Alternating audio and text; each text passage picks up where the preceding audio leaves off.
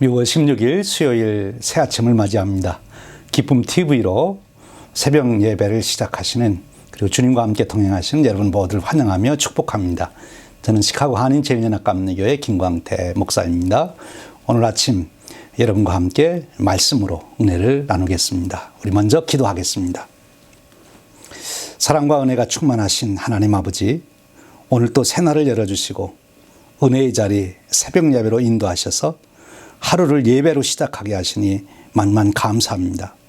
오늘 또 예배자에게 주시는 놀라운 은혜로 채워주시되 우리의 심령에 참된 평강을 주시고 말씀의 은혜를 따라 진리 가운데 인도하셔서 오늘 또 어떤 삶의 환경 여건에서도 흔들리지 않는 지혜와 능력이 있도록 은혜 베푸시기를 원합니다. 오늘 또 이 아침 말씀을 듣는 중에 우리 심령에 성령님 충만히 임하셔서 오늘 또 우리가 누구를 만나든 무슨 일을 하든 하나님의 뜻을 이루어가는 복된 하루가 될 수 있도록 은혜 베풀어 주시옵소서. 이 시간 저희들을 통하여 영광 받으시고 말씀을 통하여 큰 은혜로 인도하여 주시옵소서. 우리 주님 예수 그리스도의 이름으로 기도하옵나이다. 아멘.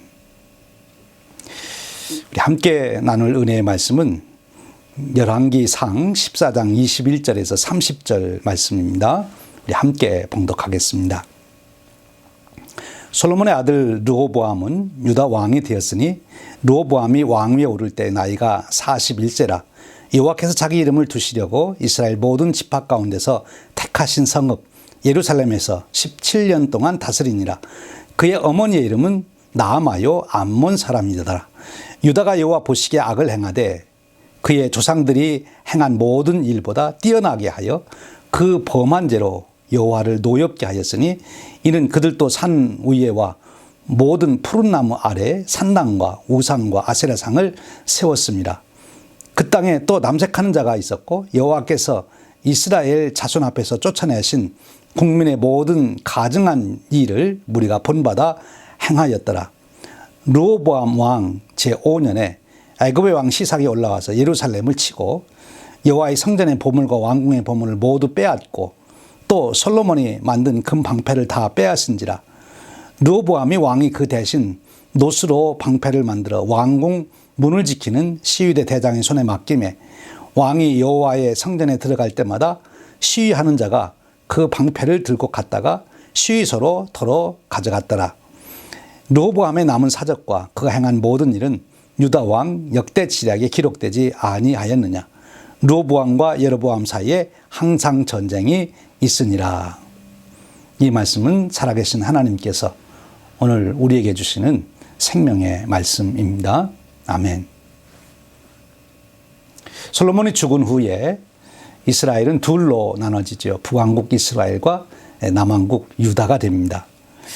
북쪽 왕국 이스라엘을 세운 여로보암은 정치적인 책략을 가지고 예루살렘으로 예배하러 가는 자들을 막기 위해서 산당을 세우고 거기에 제사를 드리도록 합니다. 결국 우상숭배의 길로 빠져들게 되는 거지요. 그 죄의 결과 북왕국은 계속해서 하나님을 배반하는 길로 가게 되는 것이고 또 멸망의 길로 가게 됩니다. 이 죄의 길로 간 여로보암의 아들이 죽고 또 여로보암 자신도 죽음을 맞이하게 됩니다. 그러면 남쪽 유다는 어떠했을까요? 21절 말씀입니다. 솔로몬의 아들 르호보암은 유다 왕이 되었으니 르호보암이 왕위에 오를 때 나이가 41세라 여호와께서 자기 이름을 두시려고 이스라엘 모든 지파 가운데서 택하신 성읍 예루살렘에서 17년 동안 다스리니라. 그의 어머니의 이름은 나아마요 암만 사람이더라. 유다 왕 르호보암이 즉위할 때 나이가 40살이었습니다. 17회를 예루살렘에서 다스렸습니다. 성전이 있는 곳이지요. 17년 동안 그가 다스리면서 하나님께서 여러 번 기회를 주시는 거죠. 즉 17년 동안 하나님께 돌아올 기회를 주셨습니다만 이 르호보암은 끝내 하나님께 돌아가지 못하고 오히려 백성들이 함께 우상숭배의 길, 제약의 길로 빠져들게 하는 왕이 된 것을 보게 됩니다. 왜 그런 일이 일어났을까요? 우리는 그 원인을 솔로몬에게서 찾게 됩니다. 솔로몬이 누굽니까? 지혜의 왕이지 않습니까? 그런데 바로 그 지혜의 왕 솔로몬이 가장 어리석은 길을 택했다고 하는 것이죠. 무엇입니까? 그는 지혜는 소중한 것을 알았으면서도 지혜를 주신 하나님의 소중함을 잃어버렸기 때문에 그렇습니다. 지혜의 원천이 되시는 하나님을 잃어버렸기 때문에 그는 정말 무지한 자가 되고 만 것이지요. 그래서 그는 하나님께서 그토록 금하신 이방 여인을 아내로 맞이하는 일을 금했는데 그것을 적극적으로 정략적으로 사용하게 됩니다.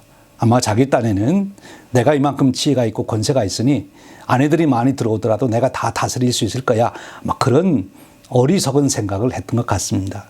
근데 여러분, 하나님이 세워놓으신 결혼의 질서, 가정의 질서를 보면요, 절대로 남편이 아내를 변화시키지 못합니다. 다스리지 못합니다. 남자는 아내의 영향을 받게 돼 있고요. 그리고 어머니의 절대적인 영향을 받게 돼 있어요. 그래서 그 이방 여인들이 들어오게 되면 결국은 그 영향을 받을 수밖에 없습니다. 하나님이 세워놓으신 이런 부부의 원리, 가정의 원리를 솔로몬은 무시한 거예요. 그래서 하나님이 그토록 경고하는데도 불구하고 어쩌면 자기의 지혜를 믿고 그와 같이 하나님의 법을 어긴 것이라고 봅니다. 참 어리석은 거죠. 하나님께서 금할 때야 그만큼 이유가 있지 않겠습니까? 그런데 지혜를 주신 하나님을 버리고 어리석은 지혜를 자기 꾀를 택했던 솔로몬 때문에 바로 르호보암이라는 아들이 태어났고 그 아들은 어머니의 절대적인 영향을 받을 수밖에 없지 않습니까? 그래서 결국 어머니를 따라 그가 우상 숭배하는 자가 됩니다.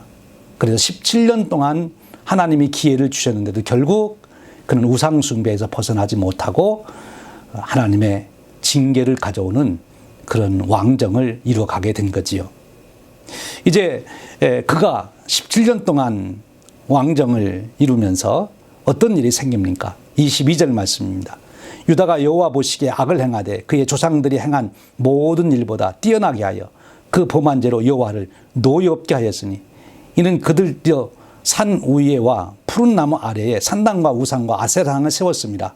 그 땅에 또 남색한 자가 있었고 여호와께서 이스라엘 자손 앞에서 쫓아내신 국민의 모든 가증한 일을 무리가 본받아 행하였더라. 여러분, 하나님께서 노하셨다라고 말씀.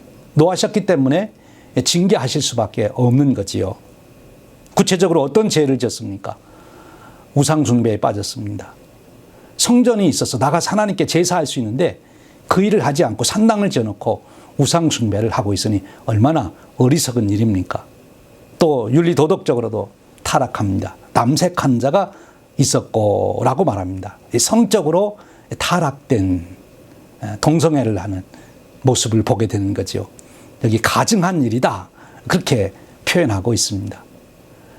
백성들이 죄악에 빠지는 그런 왕정을 이루어온 거죠. 참물로 불행한 왕의 결과라고 볼 수 있습니다. 이제 유다도 이와 같이 우상 숭배와 그리고 죄악에 빠져 하나님의 징계의 대상이 되는 그런 나라로 타락해가는 것을 보게 됩니다. 참으로 안타까운 일입니다. 기회가 주어졌을 때 회개할 수 있어야 되고 돌이켜야 되는데 바로 그런 은혜를 입지 못합니다. 오늘 우리가 기도해야 될 제목 중에 하나는 하나님 홀이라도 제가 잘못하면 즉시 깨닫고 돌이키게 하여 주시옵소서. 17년이 아니라 17분 안에라도 바로 돌이키게 하여 주시옵소서. 옛날 다윗 왕이 그러지 않았습니까? 그래서 하나님이 그를 다시 기회를 주신 것 아닙니까? 여러분, 저와 여러분에게도 바로 그런 은혜가 있으시기를 바랍니다. 강팍하여지지 않는 축복. 하나님 말씀하실 때 즉시 회개하고 돌이킬 수 있는 그런 축복이 함께하기를 바랍니다. 이제 그 다음 말씀 보십시오. 25절에서 28절입니다. 르호보암 왕 제5년에 애굽의 왕 시삭이 올라와서 예루살렘을 치고 예루살렘의 성전의 보물과 왕궁의 보물을 모두 빼앗고 또 솔로몬이 만든 금 방패를 다 빼앗은지라. 르호보암 왕이 그 대신 노스로 방패를 만들어 왕궁문을 지키는 시위대 대장의 손에 맡김에 왕이 여호와의 성전에 들어갈 때마다 시위하는 자가 그 방패를 들고 갔다가 시위소로 도로 가져갔더라. 여기 상징적인 말씀이 있죠. 이제 유다의 영광은 바로 솔로몬에게 지혜와 함께 주셨던 부귀영화지 않습니까? 그런데 그 부귀영화의 상징이 무엇인가 하면 방패를 금으로 만들어서 금방패로 왕을 시위했어요. 그런데 이제 그 금방패가 어떻게 변했습니까? 놋방패로 바뀐 거예요. 애굽의 시삭에게 금방패를 빼앗기고, 그리고 이제는 놋방패를 써야 하는 그 초라한 모습을 보십시오. 타락하게 되면 바로 그와 같은 결과를 가져올 수밖에 없습니다. 오늘 이 이야기를 통해서 우리가 큰 교훈을 삼게 됩니다. 하나님을 버리게 되면 하나님 주신 영광도 없어지는 거지요. 금방패가 놋방패가 된 것입니다. 여러분, 이 말씀이 저와 여러분에게 큰 교훈이 되기를 축원드립니다. 그리고 무슨 일이 일어납니까? 시삭이 올라와서 억압하게 됩니다. 그리고 내적으로는 르호보암과 여로보암 사이에 항상 전쟁이 있으니라. 이 동족 간에 계속 전쟁하는 아픔을 가지고 있고 고통을 갖게 되는 것이지요. 하나님을 떠나게 될 때 바로 이와 같은 징계의 형벌에 빠지게 되는 것이죠. 오늘 우리가 다시 한번 우리 자신을 살펴보는 그런 귀한 시간 되기를 바랍니다. 지혜자의 참 지혜는 지혜를 주시는 하나님을 버리지 않는 것입니다. 하나님을 떠나지 않는 것입니다. 하나님을 의지하고 하나님께 우리가 올인할 때 하나님은 우리의 지혜만이 아니라 지혜와 함께 오는 모든 것을 채워주시는 분이지요. 오늘 지혜를 주시는 하나님을 떠나지 아니함으로 저와 여러분의 인생이 늘 하나님의 돌보심과 하나님이 주시는 풍요 속에 풍성한 인생이 되는 그런 축복이 함께 하시기를 축원드립니다. 기도하겠습니다. 하나님 아버지, 감사합니다. 오늘 또 이른 새벽 저희들을 깨우셔서 새벽 예배로 하루를 시작하게 하시니 감사합니다. 오늘 또 하나님 외에 다른 것을 의지하라는 수많은 유혹 속에도 우리가 절대 넘어가지 않게 하시고 지혜를 주시는 하나님을 버리지 않게 하심으로 끊임없이 하나님이 주시는 지혜를 얻어 우리 삶의 문제를 해결할 뿐만 아니라 하나님이 이루시는 놀라운 은혜의 자리, 영광의 자리를 놓치지 않도록 축복하여 주시옵소서. 오늘 또 하나님이 주시는 지혜를 따라 하나님을 경배하며 오늘 또 승리한 하루 되게 하여 주시옵소서. 우리 주님 예수 그리스도의 이름으로 기도하옵나이다. 아멘. 여러분, 오늘 또 주님과 동행하시는 축복의 하루 되시기를 축원드립니다.